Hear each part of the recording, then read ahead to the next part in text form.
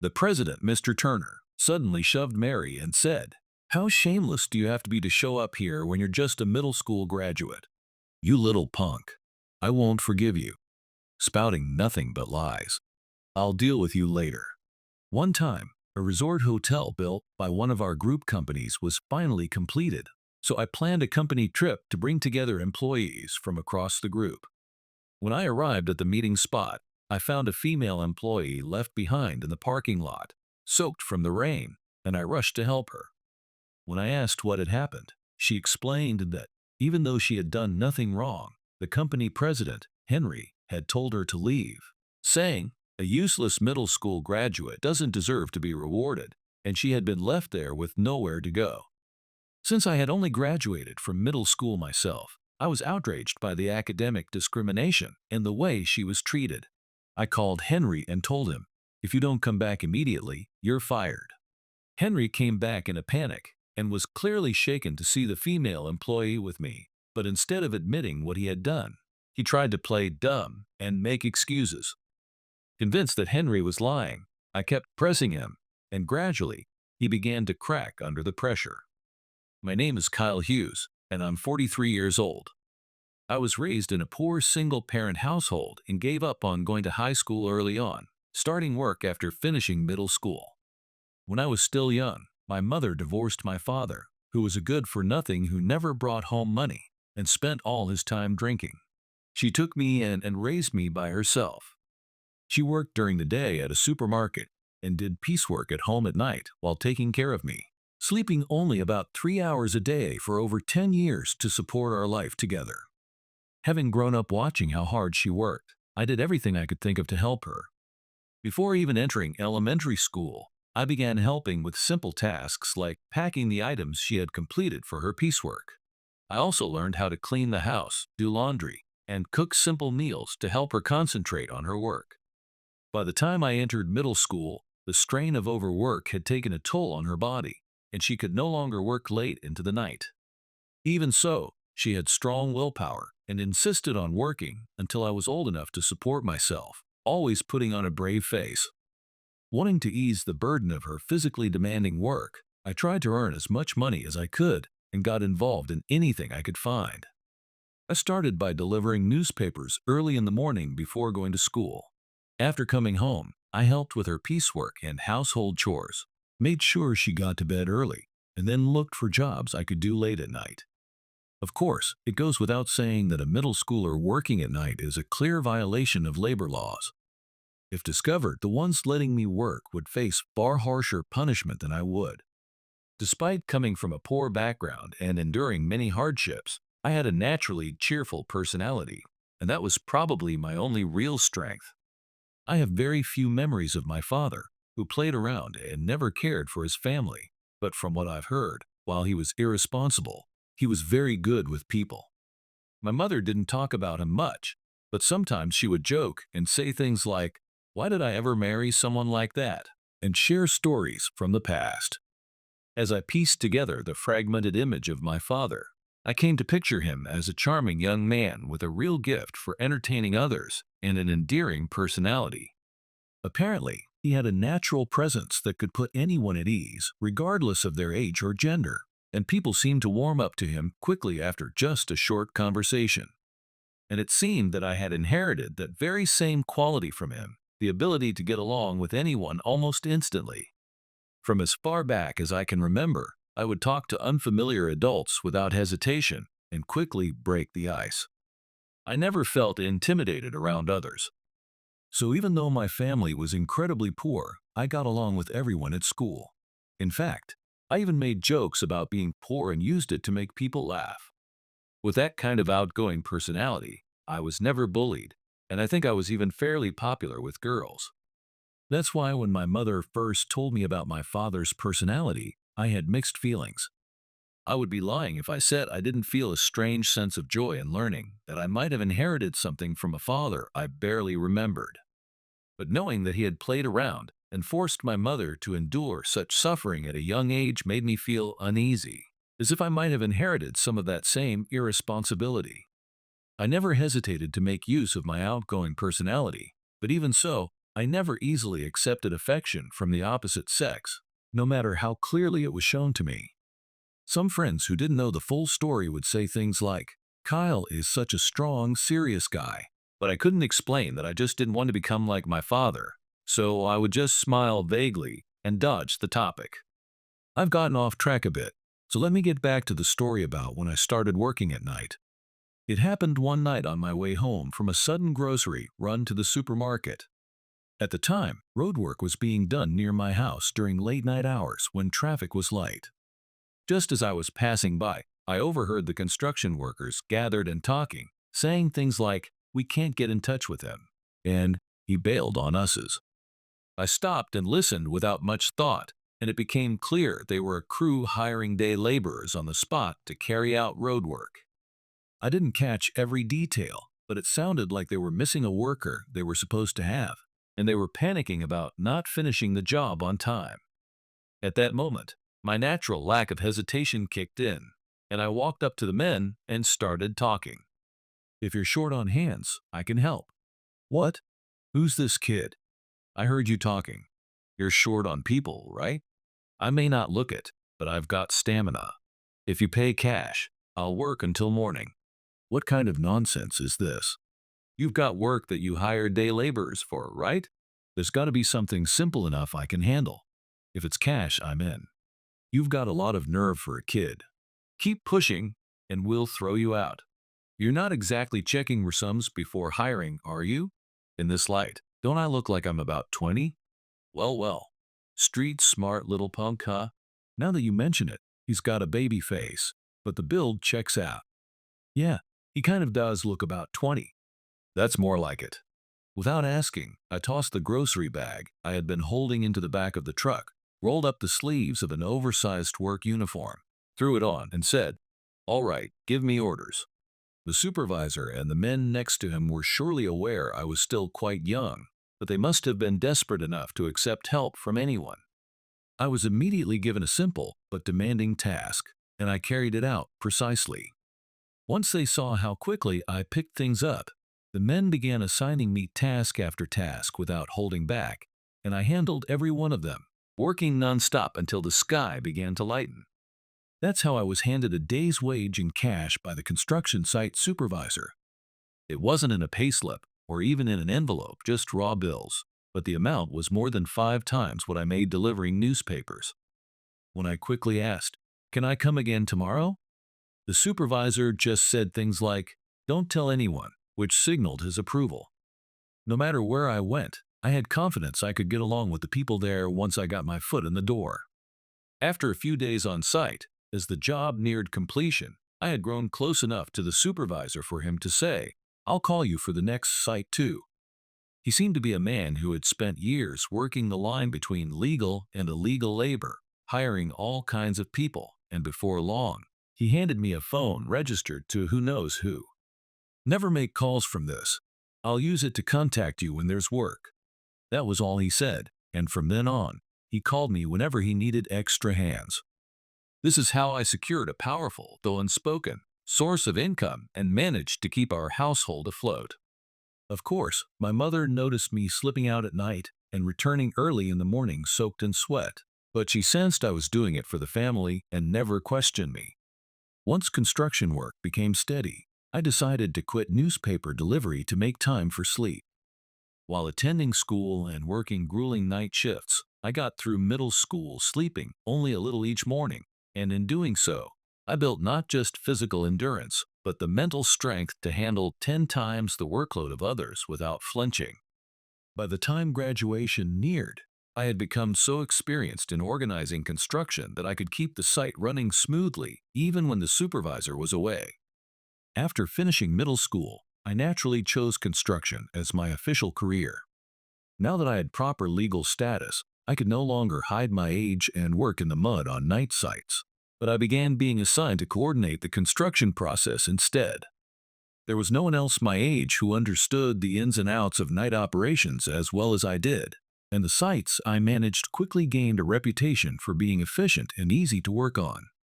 Using the lessons I had learned from struggling through night shifts, coordinating with government offices and local residents, securing manpower, and planning material deliveries to suit traffic conditions, I was able to predict and control the flow of work perfectly. Before long, my name reached upper management, and I began to be known as the incredibly capable middle school graduate. Curious executives started inviting me out for meals.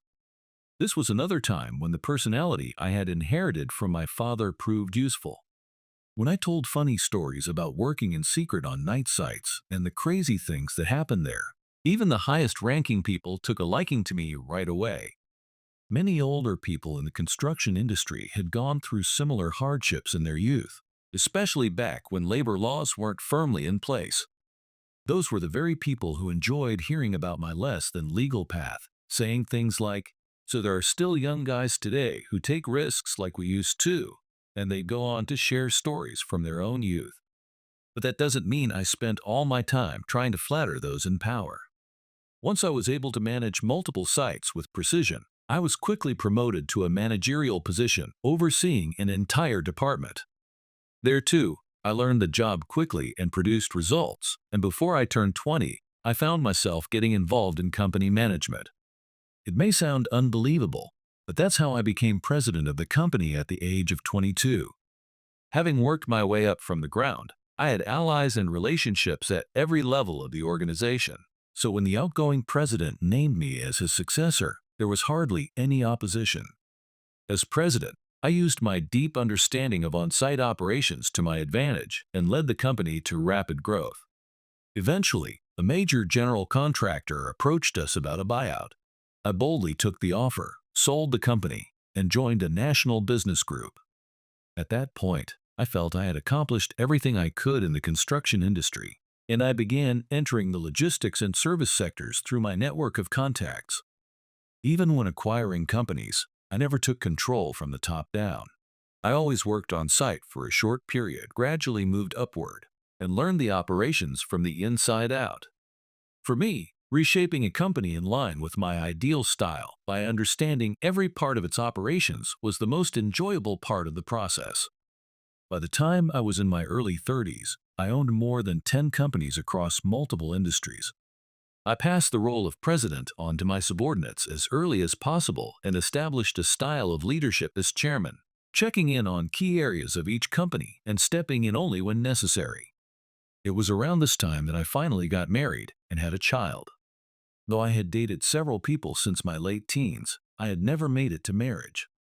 Part of it was my desire to prioritize work, but I was also afraid that if I got married, I'd end up like my father, putting my own desires first and sacrificing my family. But by my 30s, having interacted with so many people and looked deeply inward, I had finally built the confidence that I would not become like him. Around that time, I met a woman who truly understood me. I chose her as my life partner and was able to build a family with her. Having gone through this extraordinary journey, I turned 43 this year. The number of companies in my group exceeded 20, but I continued my practice of working on site for several months whenever a new company was launched. What I'm currently most invested in is a plan to build a large-scale resort hotel. My group already owns a company in the tourism industry, and resort operations are part of its business. It had been nearly 10 years since I last worked with that company.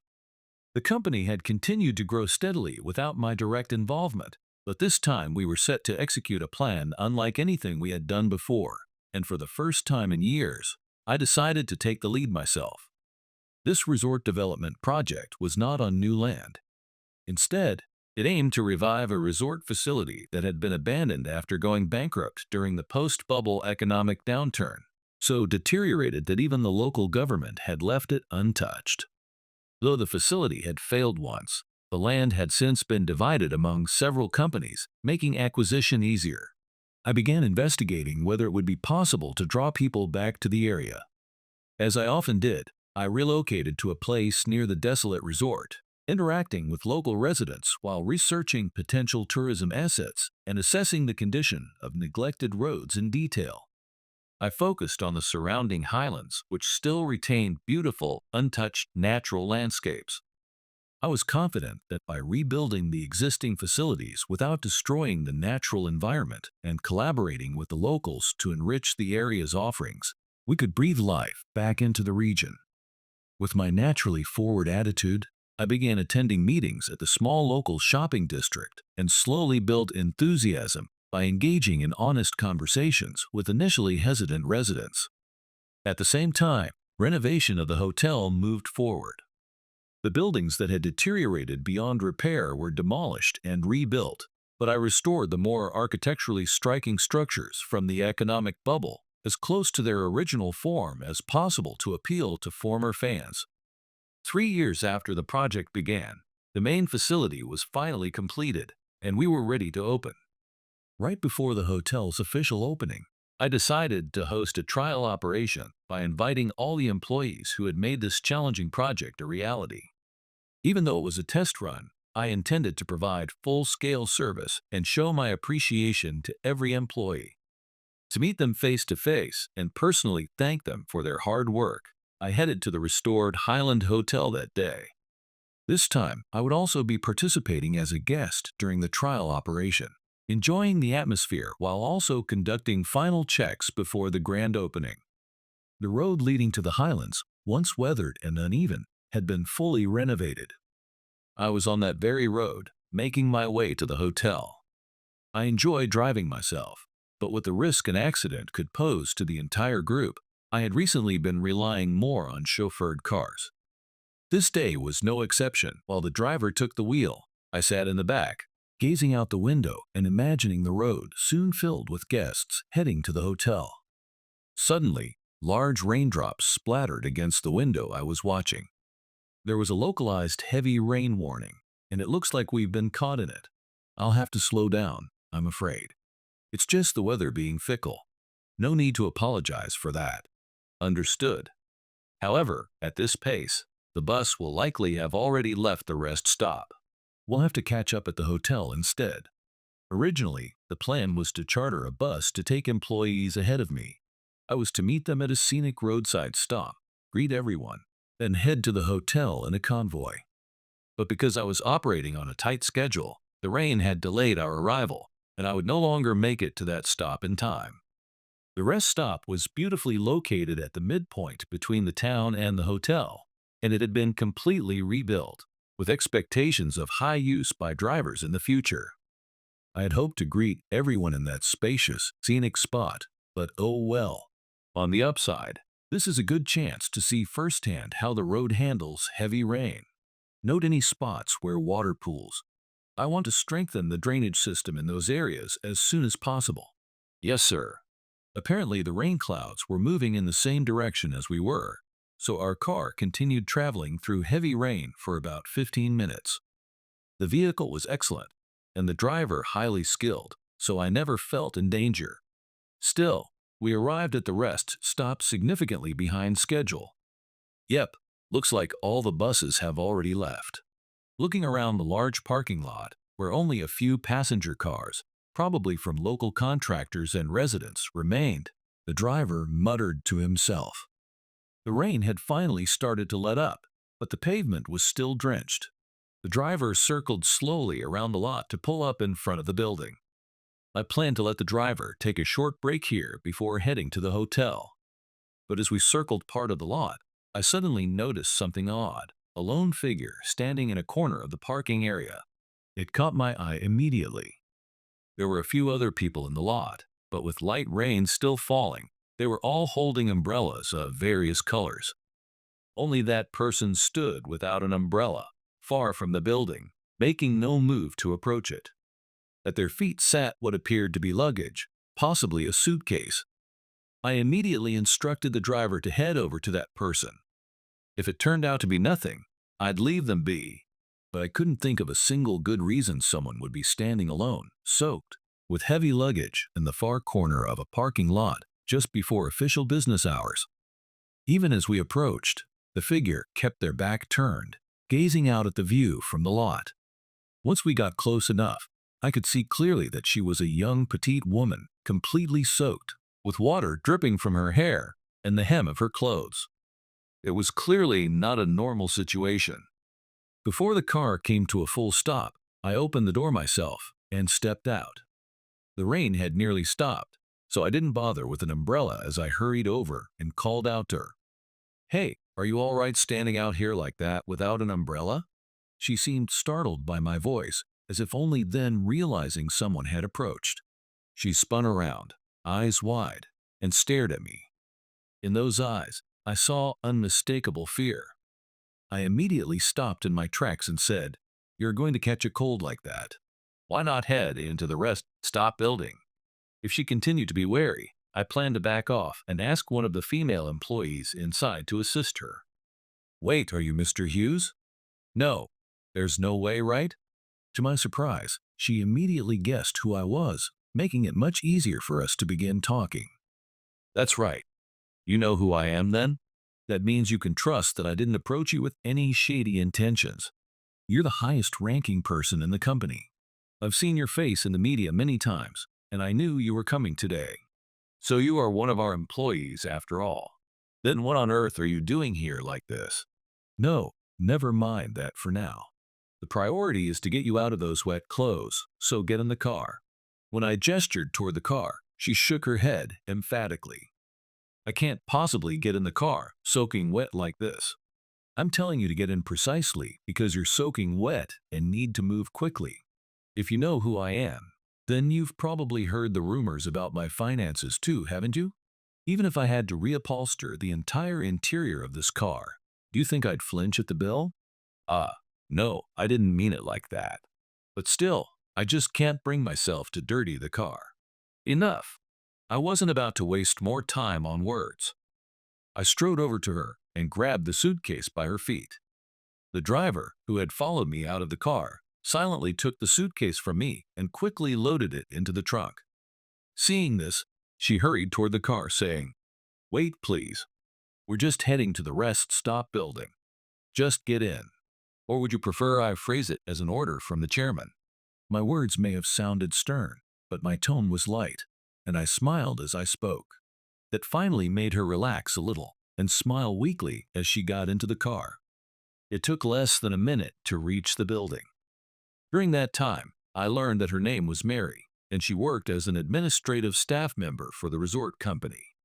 Before anything else, I escorted her into the rest stop and instructed the manager, who came to greet us, to let her use the shower immediately. While she was washing up, I asked the manager, "Do you know what happened?" "I don't know the full details, but we heard someone yelling in the parking lot. Then she got off the bus alone, and shortly after, all the buses left without her. Then the heavy rain started. That meant she had been standing alone in the downpour for at least 10 minutes. There was no doubt something had gone wrong. Since it looked like she'd need a bit more time, I asked the manager to replay the footage from the parking lot's security cameras. The footage showed 7 large tour buses parked in the lot just as the rain began. Before long, she appeared stepping out of the front bus, and one of the security camera angles clearly showed a large man forcing her off the bus, as if pushing her out. What? That man in the front bus, pushing her off. Who is he? The camera had high resolution, and when zoomed in, the man's face was clearly visible. I instantly recognized him. Just then, Mary returned from the shower. She must have rushed through it, worried about keeping the chairman waiting. Since she had brought a change of clothes for the overnight stay, she had already changed. I showed her the footage and said, "That man forcing you off the bus is the president, Henry Turner, isn't it? Can you tell me what happened that led him to treat you like this?" When I launched the resort company, I had worked closely with Henry for nearly a year. No matter how much time had passed, there was no way I could mistake his face. Mary was clearly surprised that I had already reviewed the security footage and identified Henry as the one who pushed her off. But she quickly composed herself and began explaining. "I'm not entirely sure why I was made to get off the bus." "What do you mean?" "From the footage, it looks like you were thrown off like someone caught riding without a ticket." "Maybe. I think it might be because I've done things in the past that made Mr. Turner angry." "You made Henry angry?" "Well, he always had a strong personality, and I do remember he could raise his voice when things didn't go his way. But he was unusually soft on women." "Did you make some kind of serious mistake?" "I don't believe I ever made a major mistake." But Mr. Turner would sometimes make comments, half jokingly, about my education. Your education?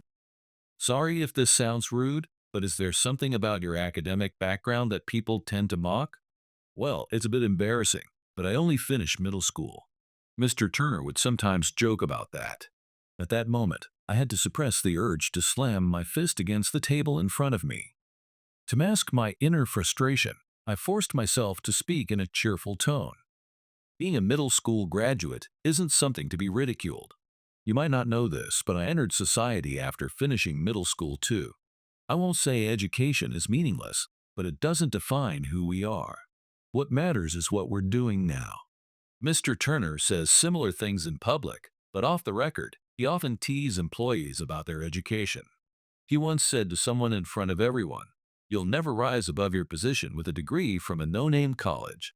And that person lost all motivation and ended up quitting. Are you serious? I was genuinely shocked to hear the side of Henry, a man I had once spoken with like a comrade. Even college graduates were treated like that if they didn't come from top universities. So for someone like me, a woman with only a middle school diploma, he'd make comments like, "Can you even use a computer?" Or, "Do I need to write phonetic guides for these English words?" It was always said like a joke, but it happened almost every day. It was honestly painful. I see, that must have been hard. So what happened today? At first, it was the usual snide remarks. But then the sky started getting dark, and Mr. Turner suddenly said, "You get off here." It seemed Henry had purposely made her get off the bus, fully expecting that she would be caught in the rain. I said, "Why do I have to get off the bus?" And he replied, "From here on, this is an appreciation event for top-performing employees. You, a middle school graduate dragging everyone down, don't deserve to be part of it."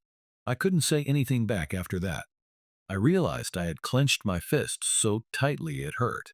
I tried to force myself to relax, but it wasn't easy. Some of the other employees tried to speak up for me, saying, "If you leave her here, there aren't many buses to get home." But Mr. Turner shouted, "Anyone who defies me can get off too," and pushed me off. He said, "Go back early and clean the office or something." I had been really looking forward to this trip, so when I was suddenly told I couldn't come, I couldn't accept it. I didn't feel like doing anything anymore, so I just stood there in a daze. "So that's why you were soaking wet and didn't even notice when I approached you." "Yes, I'm so sorry. Because of me, your tightly packed schedule got all thrown off, Mr. Hughes. But I'm fine now. Please, don't worry about me. So go on ahead. Thank you so much for going out of your way to check on someone like me." Mary bowed her head respectfully as she said this. "Well, I'll have to catch up with everyone eventually, but it looks like I've got something I need to deal with first." I said this as I pulled out my phone and called Henry. His deep voice came through immediately. "Ah, Mr. Hughes, good to hear from you. Yeah, I heard you couldn't make it to the rest stop, but you'll be arriving at the hotel as planned, correct?" "That's right." "Then let's enjoy a good drink together at the hotel. I've got plenty of stories to share. You won't be bored, I promise. Before that, there's something I need to clarify. Turn around and come back right now. I'm at the rest stop. You can make it here in 10 minutes. Can't you?" "A clarification? I haven't heard of any issues with the hotel's operations." "It's not about the hotel. It's about company conduct." "Company conduct? What do you mean by?" "I'm not going to waste time on a long conversation. If you won't come back, fine. Go enjoy yourself at the hotel. In that case, I'll head back to the company and start looking for your replacement." "What? What do you mean by that?" "You're refusing to attend a meeting I consider absolutely critical. That must mean you don't need your title as president anymore. So I have no choice but to begin selecting your successor. Sorry to interrupt your fun." "Please wait. I'm coming back right now. I have no intention of resigning. Please, just give me a moment." I could already hear Henry on the other end yelling, "Turn the car around, now," at his driver. I ended the call and moved with Mary to the lobby, which had a clear view of the parking lot. Before long, buses began to arrive one after another from the direction of the Highlands and pulled into the lot. That's when I muttered to myself, I suppose just Henry's bus would have been enough. Mary stood beside me with a worried look, staring out at the parking lot, unsure of what I intended by calling everyone back. Mary, there's nothing for you to worry about. If everyone sees what happens next, it'll make my intentions that much clearer. It's a good thing Henry brought them all back. With that, I led her outside from the lobby. Henry came stumbling out of the lead bus and rushed toward me, but when he saw Mary standing a few steps behind, his face stiffened and he stopped in his tracks. Mr. Hughes, it's good to see you looking so well. You look as vigorous as ever, Henry. Well, I suppose we've both aged the same amount. No, Mr. Hughes, you're still far too young to be concerned with age. Enough pleasantries. Yes, sir. So, I hear you forcibly kicked Mary off the bus. Care to tell me why? Well, you know how I work. I gather every bit of information before asking a single question. I didn't just hear her side, and I spoke with the manager too. I also reviewed the security footage and saw exactly what you did. If you say something inconsistent, I'll keep asking until the contradictions are resolved. Be ready for that. I hate wasting time more than anything. From Henry's strained expression, I was already nearly certain of what had happened, but if there was something deeper I hadn't realized, I was willing to let him explain. As Henry stammered, employees began filing out of the buses. More than 200 people were soon gathered at the entrance to the rest stop. At the center of it all stood Henry, pale and sweating, facing me. Mary, trying to avoid attention, stood a few steps behind me, looking small and tense. Now that everyone's here, let me ask again. Henry, why did you make her get off at a parking lot where you knew heavy rain was imminent and send off all the buses? Did you not consider that she might get soaked? Well, she could have used an umbrella. She's not a child after all. I see. A reasonable point. But when I found her, she was standing there drenched, too emotionally shattered to even hold an umbrella. That's how deeply your actions affected her. Ugh. And from what I gather, it was your words that caused that shock. Am I wrong? How someone takes what I say, that's beyond my control. If I didn't intend harm, and someone chooses to be upset for their own reasons, I don't think it's fair to hold me accountable. So you're saying that when a president tells an employee, you're a useless middle school graduate who doesn't deserve to enjoy this trip, so go back and clean the office, it's not your concern whether they're hurt by that or not? Ugh. Or are you saying there's something wrong with what I just said? If you claim you didn't say anything like that, then tell me exactly what you did say as best as you can remember. I don't recall the exact words, but I swear I didn't speak so harshly as to insult her. Still refusing to take responsibility, Henry clung to flimsy excuses. I glanced behind me. Mary, clearly overwhelmed by the crowd, stood silently, too intimidated to speak. But then, another voice rose from among the employees in her place. That's a lie. Mr. Turner said things even worse than what Mr. Hughes just described. I heard it myself. You be quiet. I'm the one being questioned here. Anyone who speaks out of turn will be punished later. Anyone who was on the same bus would have heard what he said. I won't allow any retaliation, so please, speak up if you know anything. Mr. Turner said, how shameless do you have to be to show up here when you're just a middle school graduate? And then he shoved Mary. You little. I won't forgive this. Spouting lies. You'll pay for this later. That's enough. I won't allow any kind of retaliation. From this moment on, Henry, you are not to make any personnel decisions without my explicit approval. What? But I'm the president of this company. I made you president because I believed in your abilities. But I will not let someone who bullies others just because they were middle school graduates keep abusing that authority. What Mr. Turner did to Mary wasn't just bullying. He was lashing out because she rejected him. He tried to drive her out of the company out of spite. What? Who said that? There's a limit to slander. You'd better be ready for a lawsuit.